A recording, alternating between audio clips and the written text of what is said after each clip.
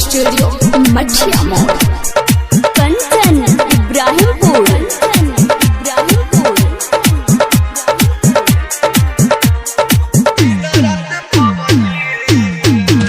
तोहके भूले खातिर लबदी रे खेल दिन रात पबदी रे। तोहके भूले खातिर लबदी रे खेल दिन रात पबदी रे। ओखिया जागता निक न लागता, ओखिया जागता निक न लागता, अरे खाना रोटी सब्जी रे। तोहके भूले खातिर लबदी रे खेल दिन रात पबदी रे। तोहके भूले खातिर लबदी रे रोज खेलता नी पबदी रे। अब कमला के छोड़बे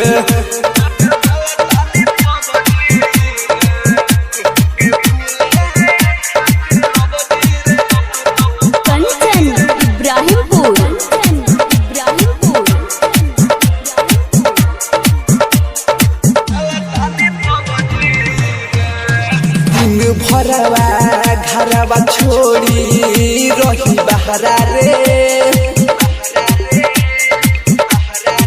हो प्यार कोई के धोखा दी होले जखम गहरा रे।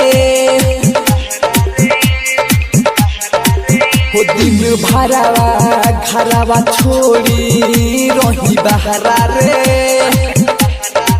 हो प्यार कोई के धोखा दी होले जखम गहरा रे। सुन तोरा चक्कर में पिटता रे बाबूजी रे। तोहके भूले खातिर लबदी रे खेल दिन रात पबदी रे। तोहके भूले खातिर लबदी रे खेल दिन रात पबदी रे।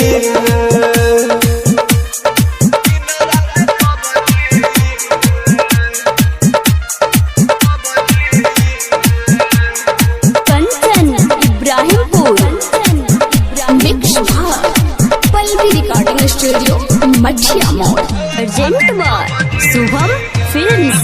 तो खुश सुननी बारे परमोद के संगवा रे। हुआ के देखू रोज पीले बिसकिया रमावा रे।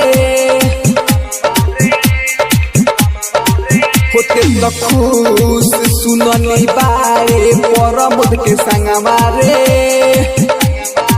हुआ के देखू रोज पीले बिसकिया रमावा रे। कहे अमर जितना ही माफ करी है रब जी रे।